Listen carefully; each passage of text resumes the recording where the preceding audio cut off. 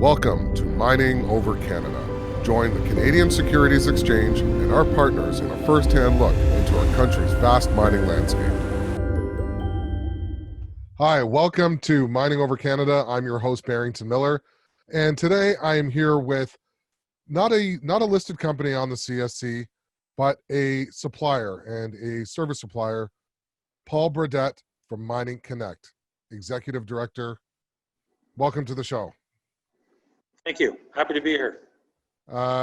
We have known each other. We go back at least an hour, maybe even an hour and a half. Tell us what Mine Connect does and where Mine Connect is located. So Mine Connect is located in Northern Ontario. We represent upwards of 190 mining supply and services companies. Those companies roughly employ 8,300 people and generate upwards of about $2.5 billion a year, with probably about 25% of it done through exporting worldwide. Where are some of where do you export to?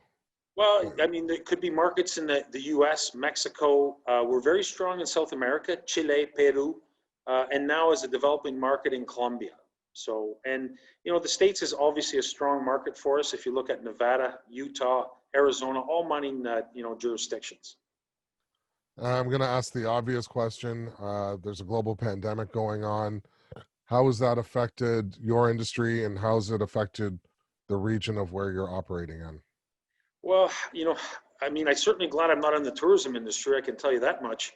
Mining within Ontario, I can speak to Ontario, is that, it's still maintained all the operations. We had a couple of small hiccups where they did shut one or two operations down, but in large, our suppliers, our members, have continued, and actually most of them are having issues with retaining skilled labor. So that's kind of telling. I think a lot of our suppliers are looking, or had to look at, new ways of doing business. So typically they might have, jumped in their vehicle and driven 6 hours for a 30-40 minute face-to-face somewhere in a remote mine, but that's just not an opportunity anymore. So I think, they're slowly adjusting to the Zoom.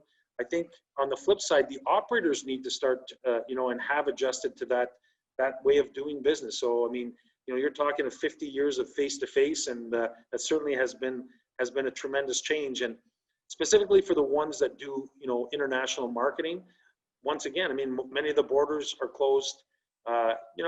To a large degree, it's not all that safe to be traveling. So, they've recognized the new world order and have adjusted accordingly. For our audience and for our listeners, can you walk us through how an organization gets connected with Mine Connect, how one joins? Do you look for them? Do they look for you? How does it work? Yeah, so, you need to, in order to become a member of Mine Connect, you need a footprint, a storefront, an operation within Northern Ontario. So that's the primary criteria. And by and large, you need to be selling to mining companies. And as an association, we continue to build upon our value proposition. So what we want to do in our primary mandate is to become the suppliers of choice to the world, of course. But at the end, what we're trying to drive is a model that helps our members grow their business. So that is, the key component to us. So, based on our value proposition, we have a very strong website. It's backed by an international marketing campaign that drives mining operators throughout the world to our Find a Suppliers button. So when you click our Find a Supplier button, we've taken a very complicated business, which is mining, and we brought it into 12 very specific categories to make the mine operator, whomever is shopping for a solution, it makes it, relatively easy. If they're looking for ventilation, they click on the ventilation. There are service providers, there are the solutions. So, that's a big part of our value prop. And, we also have integrated, not so much at this point, but a trade program. So, for example, as early as January of this year, we had 10 members and we ventured into Chile.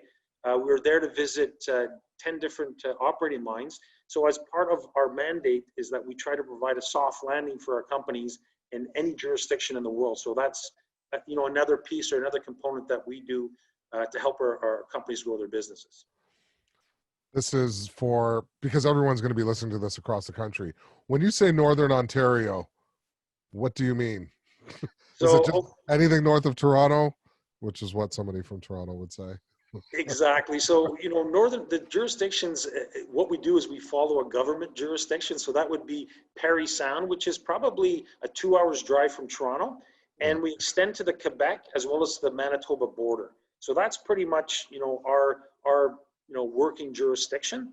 And let's face it, in Ontario, we have 38 operating mines. 36 of them are in Northern Ontario. So it's predominantly where the market is. And moving forward, if I look at the advanced mineral exploration map, which is probably pretty important to your listeners, Yes. 25, we currently have 25 logged in Ontario. Of the 25, 16 find themselves in northwestern Ontario, which is relatively new. So there's a lot of development going on within the Thunder Bay, like north of that region. So that's pretty significant. And that's really where our coverage is as an organization. We're truly pan-Northern Ontario. We're governed by a board of directors, and we have a board of directors in each of the 5 northern cities, which are, of course, Sudbury, Timmins, North Bay, Sault Ste. Marie, and Thunder Bay. So that's really our coverage. And, having directors in each one of those locations gives us a sense of what's going on. And maybe your readers don't fully grasp, the vastness of Northern Ontario. If you left Kenora, you could probably and drove to Sudbury, you could probably leave Sudbury and be in Florida within about the same time frame of driving. So, it's immense. Yeah. It's immense. How long has the organization been around? Because I don't think many people know enough about you. Yeah, so we were originally created in 2003. We're known as the Sudbury and Area Mining Supply and Services Association. So as early as March, we rebranded to Mine Connect. And simply because, the rebranding is important, but I think the evolution of the organization is that, we have so much more to offer in terms of value. And that's why we felt not only did we want to get kind of somewhat removed of the Sudbury area, we want to be known for being the vastness of a pan-Northern organization. But I think the key to our rebranding was that we wanted people to know that, listen, we're offering so many new services now. You need to relook at us. And at the end of the day, our function is to connect people. So whether it be connecting our members to the mining operators, whether it be connecting our members to other jurisdictions, that's what we're all about. And that's why we felt, in support of our vision statement, which you talked about, suppliers of choice to the world. That's what we want to become. I'm interested in some of the services and some of the newer services that you have. Can you go and describe a couple of them? Yeah, so we touched on it briefly. Is having a trade program is critically important. Having a new redeveloped website where it's easy for people to source out solutions. Now that we have them in 12 categories, if you're a mine ventilation superintendent, it's easier for you to go to our website and see the fullness of the services and solutions that we can provide. We also, and of course this is pre-COVID, is that we do have a number of networking events that we do throughout the year. So it's important, even through interest selling. So if you're an OEM, you're an original equipment manufacturer, maybe one of our members can source out the engines for you, maybe the tires for you. So it's important for our members to always want to communicate. And that happens on a larger scale because, some of them do a lot of exporting, but it's important for them to connect with like-minded members that, hey, listen, I have warehouse space in Chile. I can help you. I've got some good distributors. So it's those type of networking events that really pay dividends when you're trying to grow your business. And, most of these people have been faced with, the trials of entering a new market. It's always great to have, somebody else that you can bounce some ideas on that might have been through the same thing and understand your challenges. You know what? And for our listeners, if you're not watching, the website is www.mindconnect.com. It is very, very easy to use. And I know that because Paul told me, he's like, hey, check it out. Go to the right-hand side, find supplier or find a supplier, a yellowish orange box, click on it. It's done in 12 sections. If I can figure it out, you can figure it out. One thing we were talking about earlier, which got me really, really excited, was some of the technology and the innovation that's coming from Northern Ontario. Yeah. Can you, and I don't want to give anything away. I want you to take it away. Yeah, okay. And I mean, probably, there's a number of different areas that we're focused on, but I think something as a milestone is that, it was from within Northern Ontario that the first battery electric underground vehicle was manufactured. So I think that's very significant. And I think if you look at it, you look worldwide, it is the future of mining. Let's get the particulates out of underground.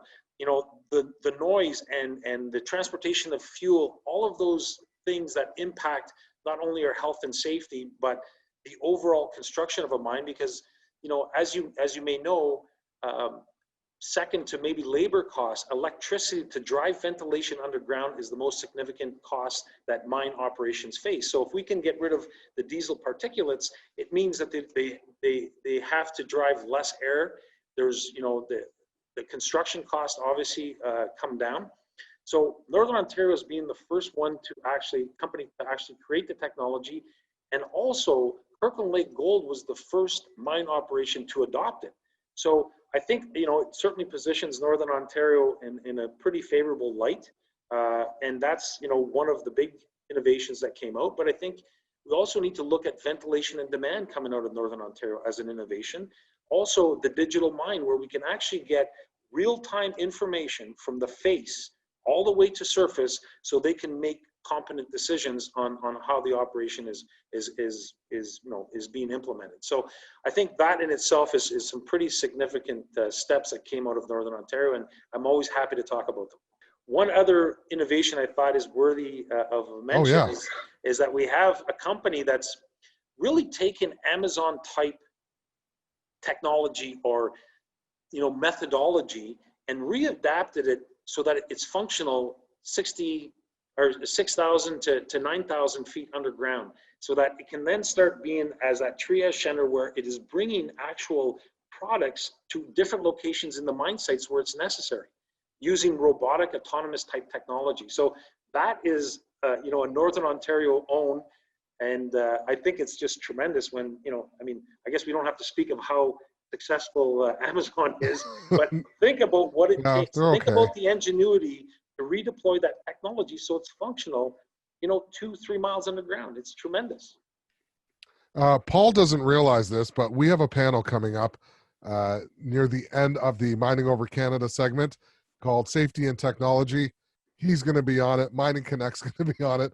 And, I should ask him first, but I have a feeling it's something that he won't want to miss. Paul, I want to know, in your opinion, and so does our listeners, what's your opinion on the sector, on the direction of mining and mineral exploration in Canada, say the next year or the next 3 to 5 years? Where do you see it going? Well, I came from the province at one point where I was doing the trade and investment on behalf of the province. So, I've had the opportunity to kind of be in, selling the rocks kind of game as well in a previous role. So the interesting thing for me, being, within that space for the last 15, 20 years, is Ontario's always done a tremendous job. I mean, we've got, an amazing endowment of minerals. But we've always done a tremendous job of bringing new mining projects to light. So, throughout my time there in 20 years, we've always had 40-something mines, okay? It's kind of went up to 42, back down to 38, where we are right now. But think about the importance and the job that they've done within the prospecting angle, where although we might lose 2 or 3 mines here to end of life, there's always 1 or 2 ready to take their place. So, I mean, of course, IAMGOLD's Cote project at 1.3 billion USD was a crazy announcement for the entire sector in Northern Ontario, for that matter. Is a tremendous amount of money, and we need to kind of continue to push this forward. And thinking about the COVID time, we're talking private money. We're not talking government stimulus packages. So that is the importance for Ontario to continue to find a way to obviously, follow proper protocols with the environmental aspect, but to continue to permit and push new mine projects forward. So, and for our membership, it's important that we, find a way not to stall this industry. And as I mentioned at the top of the hour or the conversation, is that I'd hate to be in tourism. I love being in mining because, you know, I'm not saying it's been unaffected, but it's certainly in a better position than most sectors worldwide. That's for sure. Well, Paul, on behalf of the Canadian Securities Exchange, on behalf of Anna Sarin, on behalf of Mining Over Canada, we just want to say thank you. Thank you to you. Thank you for continuing to connect people, and thank you to Mine Connect. Hopefully you will be the suppliers to the world. You're definitely on the right track. Right. Well, I appreciate you taking the time to have the conversation, and I'm always happy to talk about Northern Ontario and the innovations that are coming from here. So thank you again. Now, this was our first conversation, but it definitely will not be our last. Stay tuned for more Mining Over Canada coming up next.